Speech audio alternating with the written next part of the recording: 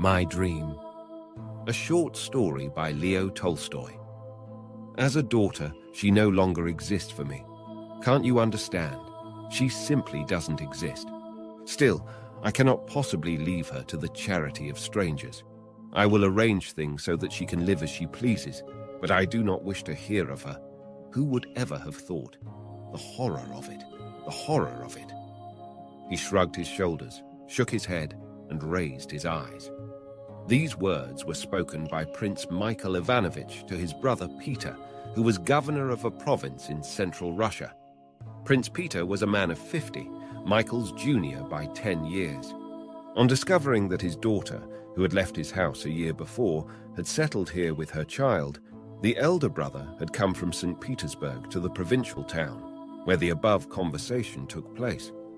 Prince Michael Ivanovich was a tall, handsome, white-haired, fresh-colored man, proud and attractive in appearance and bearing. His family consisted of a vulgar, irritable wife who wrangled with him continually over every petty detail, a son, a ne'er-do-well, spendthrift and roue, yet a gentleman according to his father's code, 2 daughters, of whom the elder had married well and was living in St. Petersburg, and the younger, Lisa, his favorite, who had disappeared from home a year before. Only a short while ago he had found her with her child in this provincial town. Prince Peter wanted to ask his brother how, and under what circumstances, Lisa had left home, and who could possibly be the father of her child, but he could not make up his mind to inquire. That very morning, when his wife had attempted to condole with her brother-in-law, Prince Peter had observed a look of pain on his brother's face. The look had at once been masked by an expression of unapproachable pride, and he had begun to question her about their flat and the price she paid. At luncheon, before the family and guests, he had been witty and sarcastic as usual. Towards everyone, excepting the children, whom he treated with almost reverent tenderness, he adopted an attitude of distant hauteur. And yet it was so natural to him that everyone somehow acknowledged his right to be haughty. In the evening, his brother arranged a game of whist. When he retired to the room which had been made ready for him and was just beginning to take out his artificial teeth, someone tapped lightly on the door with 2 fingers. "Who is that?" "C'est moi, Michael."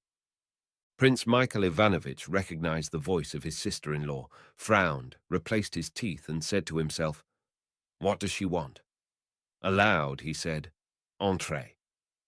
His sister-in-law was a quiet, gentle creature who bowed in submission to her husband's will, but to many she seemed a crank, and some did not hesitate to call her a fool. She was pretty, but her hair was always carelessly dressed, and she herself was untidy and absent-minded. She had also the strangest, most unaristocratic ideas, by no means fitting in the wife of a high official. These ideas she would express most unexpectedly, to everybody's astonishment, her husband's no less than her friends. "Vous pouvez me renvoyer, mais je ne m'en irai pas, je vous le dis d'avance," she began, in her characteristic, indifferent way. "Dieu preserve," answered her brother-in-law, with his usual, somewhat exaggerated politeness, and brought forward a chair for her. "Ça ne vous dérange pas?" she asked, taking out a cigarette. "I'm not going to say anything unpleasant, Michael. I only wanted to say something about Lisochka." Michael Ivanovich sighed. The word pained him, but mastering himself at once, he answered with a tired smile, "Our conversation can only be on one subject, and that is the subject you wish to discuss." He spoke without looking at her, and avoided even naming the subject. But his plump, pretty little sister-in-law was unabashed.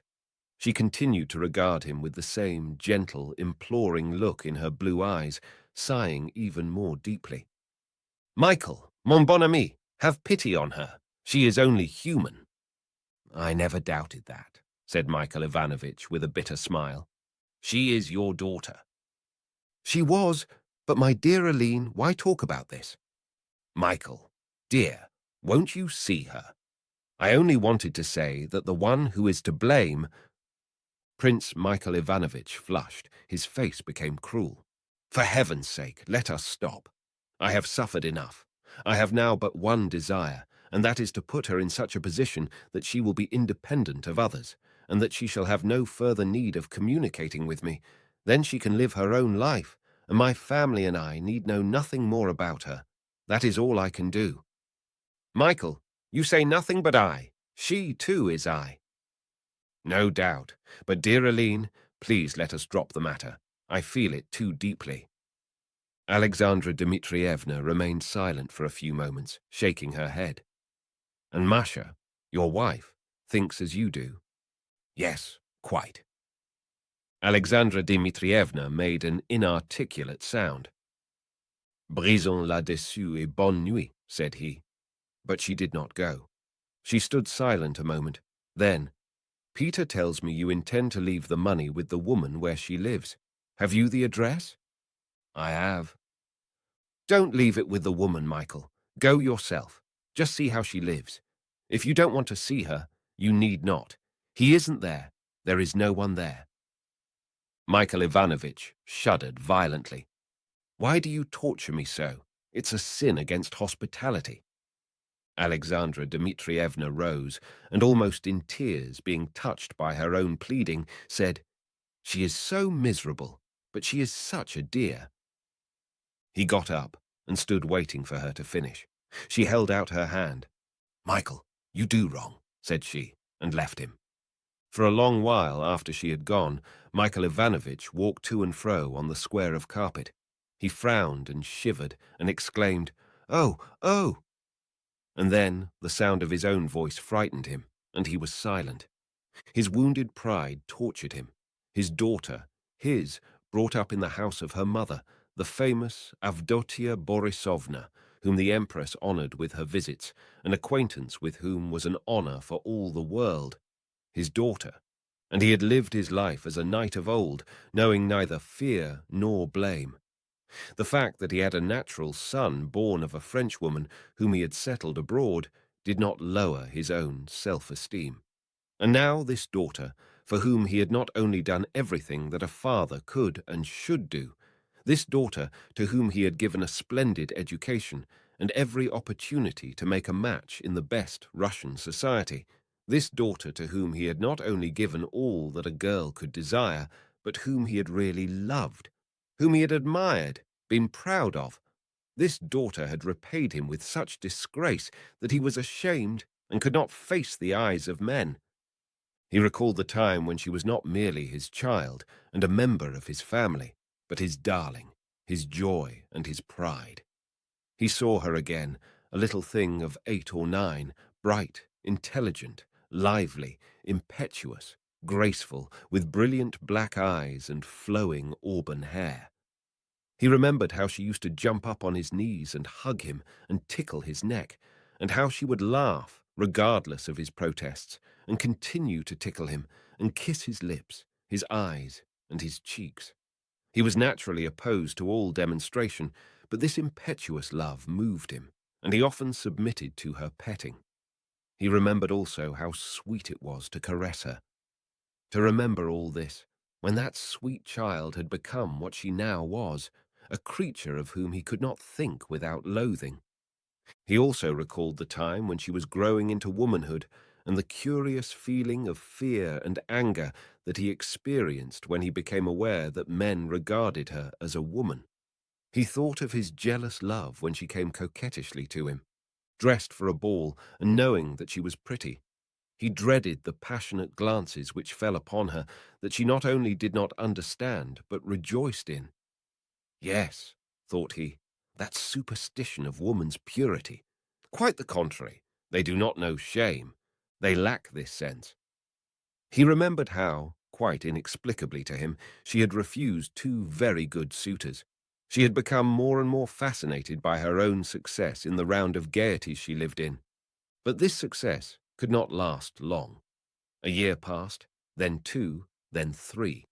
She was a familiar figure, beautiful, but her first youth had passed, and she had become somehow part of the ballroom furniture.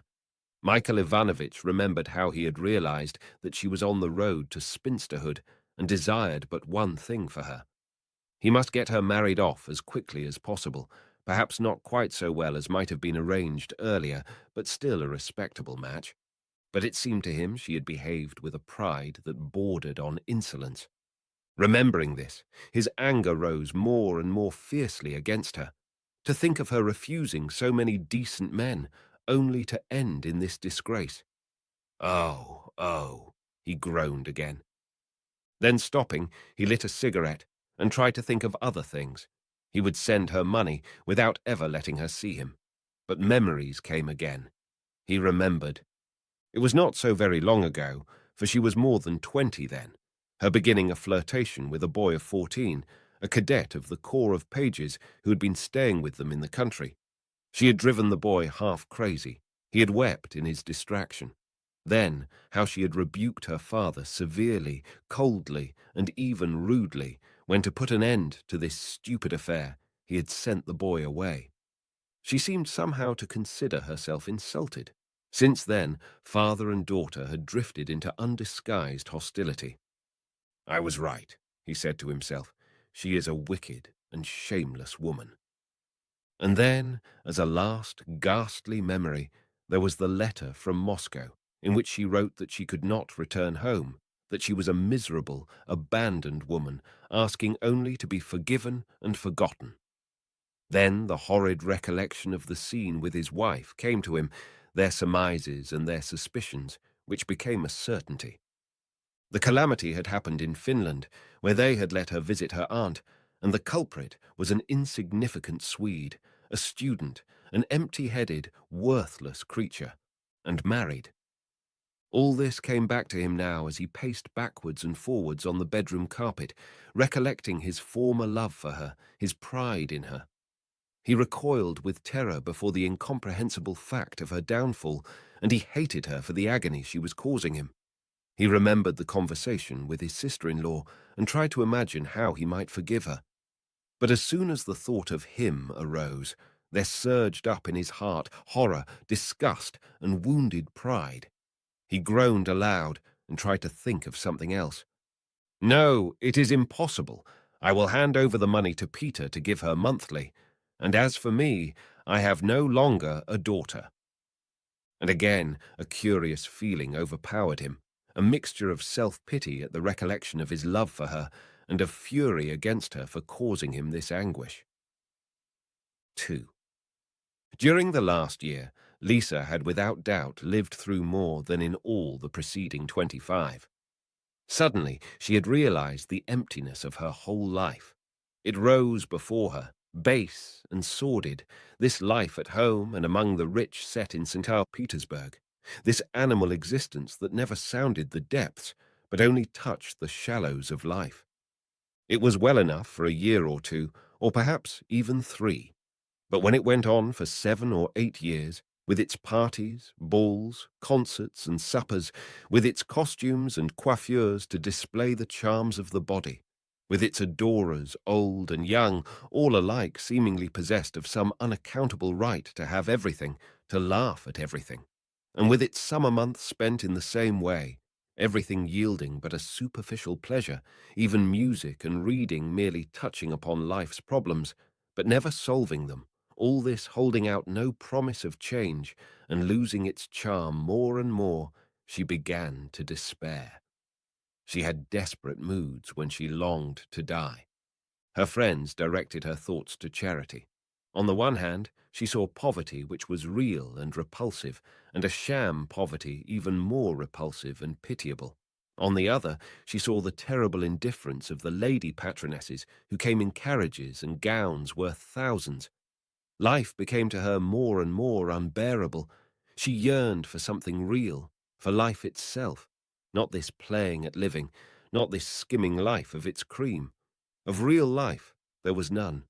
The best of her memories was her love for the little cadet Coco.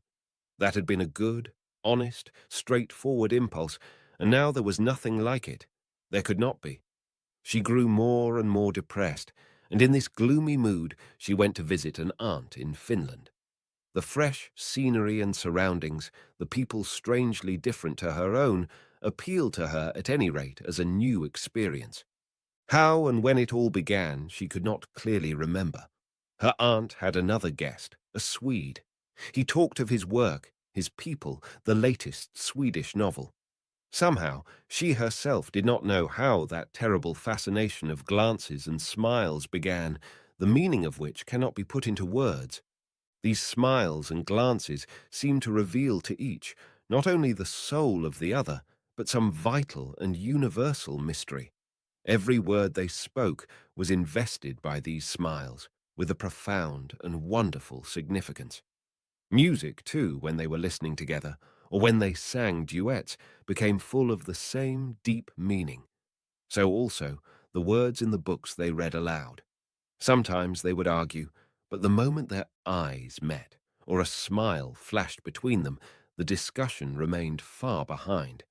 They soared beyond it to some higher plane consecrated to themselves. How it had come about, how and when the devil, who had seized hold of them both, first appeared behind these smiles and glances, she could not say. But when terror first seized her, the invisible threads that bound them were already so interwoven that she had no power to tear herself free. She could only count on him and on his honor. She hoped that he would not make use of his power, yet all the while she vaguely desired it. Her weakness was the greater because she had nothing to support her in the struggle. She was weary of society life, and she had no affection for her mother. Her father, so she thought, had cast her away from him, and she longed passionately to live and to have done with play. Love, the perfect love of a woman for a man, held the promise of life for her. Her strong, passionate nature, too, was dragging her thither. In the tall, strong figure of this man, with his fair hair and light upturned moustache, under which shone a smile, attractive and compelling, she saw the promise of that life for which she longed. And then the smiles and glances, the hope of something so incredibly beautiful, led, as they were bound to lead, to that which she feared but unconsciously awaited. Suddenly, all that was beautiful, joyous, spiritual, and full of promise for the future became animal and sordid, sad and despairing. She looked into his eyes and tried to smile, pretending that she feared nothing, that everything was as it should be. But deep down in her soul, she knew it was all over. She understood that she had not found in him what she had sought, that which she had once known in herself and in Coco. She told him that he must write to her father, asking her hand in marriage. This he promised to do, but when she met him next, he said it was impossible for him to write just then. She saw something vague and furtive in his eyes, and her distrust of him grew. The following day he wrote to her, telling her that he was already married, though his wife had left him long since, that he knew she would despise him for the wrong he had done her, and implored her forgiveness. She made him come to see her. She said she loved him, that she felt herself bound to him forever, whether he was married or not, and would never leave him. The next time they met, he told her that he and his parents were so poor that he could only offer her the meanest existence. She answered that she needed nothing, and was ready to go with him at once wherever he wished. He endeavored to dissuade her, advising her to wait, and so she waited. But to live on with this secret, with occasional meetings, and merely corresponding with him, all hidden from her family, was agonizing, and she insisted again that he must take her away.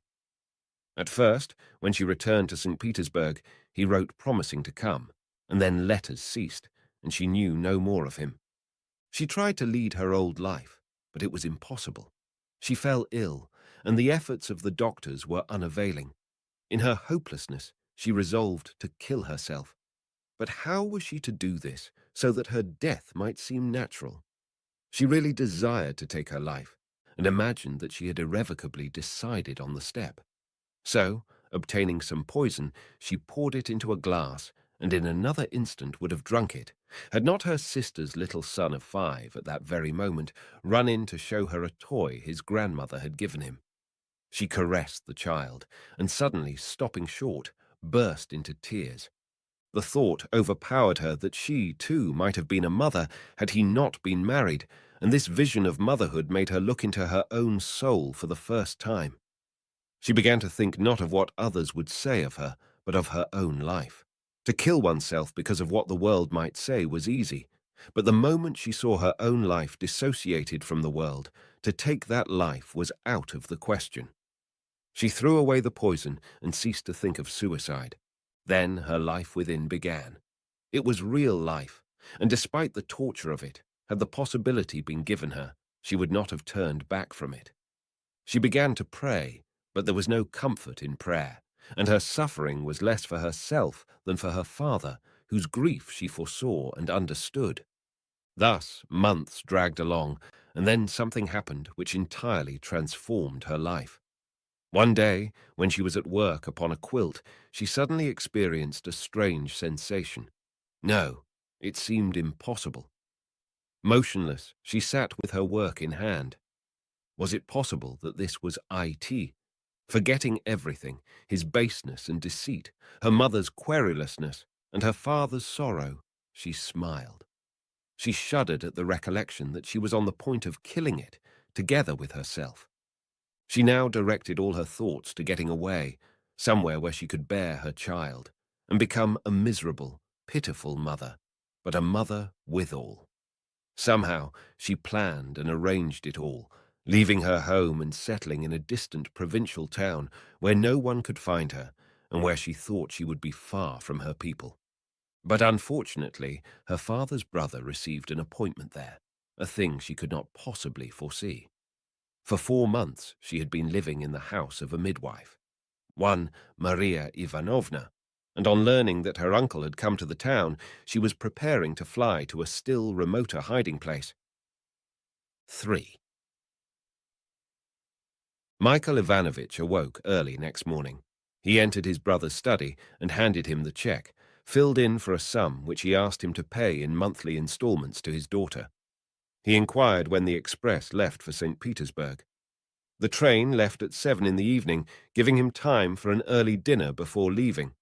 He breakfasted with his sister-in-law, who refrained from mentioning the subject which was so painful to him, but only looked at him timidly. And after breakfast, he went out for his regular morning walk. Alexandra Dmitrievna followed him into the hall. "Go into the public gardens, Michael. It is very charming there, and quite near to everything," said she, meeting his sombre looks with a pathetic glance.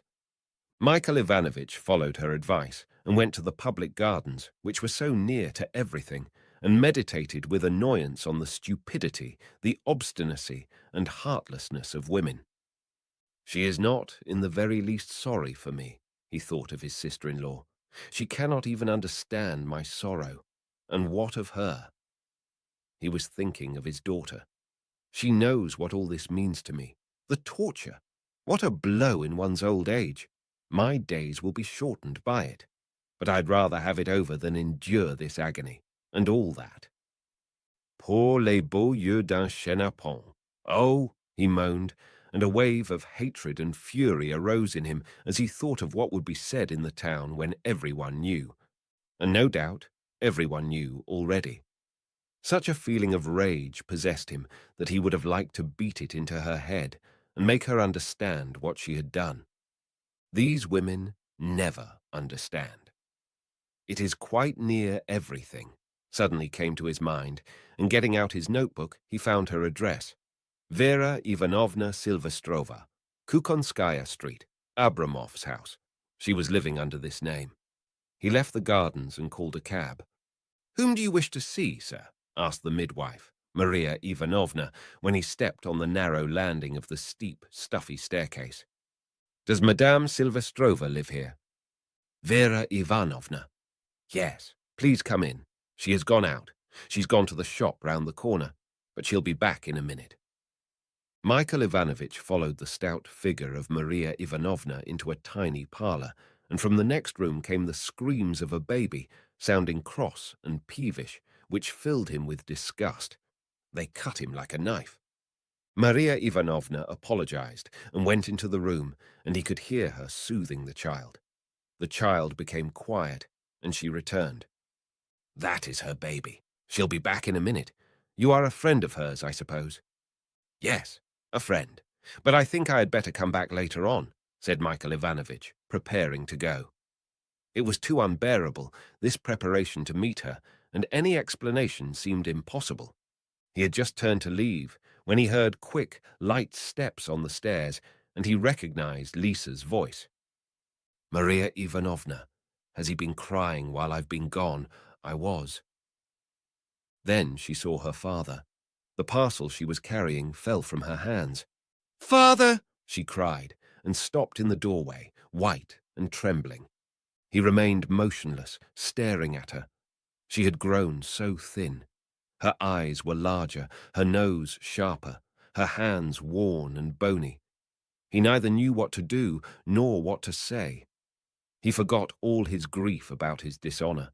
He only felt sorrow, infinite sorrow for her thinness, and for her miserable, rough clothing, and most of all, for her pitiful face and imploring eyes.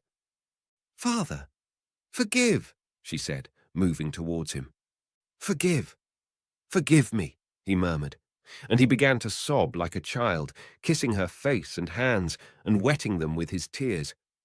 In his pity for her, he understood himself, and when he saw himself as he was, he realized how he had wronged her, how guilty he had been in his pride, in his coldness, even in his anger towards her.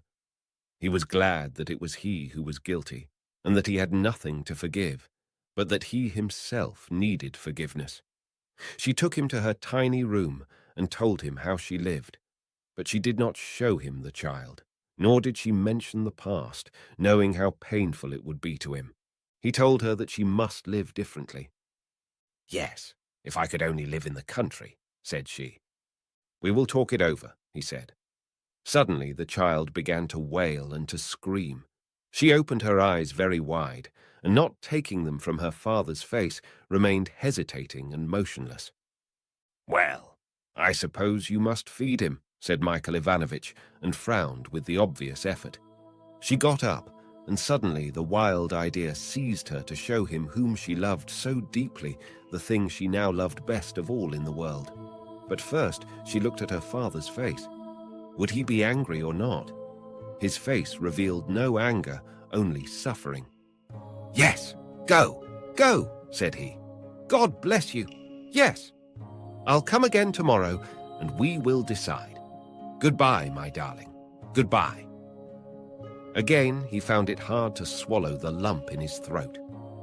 When Michael Ivanovich returned to his brother's house, Alexandra Dmitrievna immediately rushed to him. "Well, nothing." "Have you seen?" she asked, guessing from his expression that something had happened. "Yes," he answered shortly, and began to cry.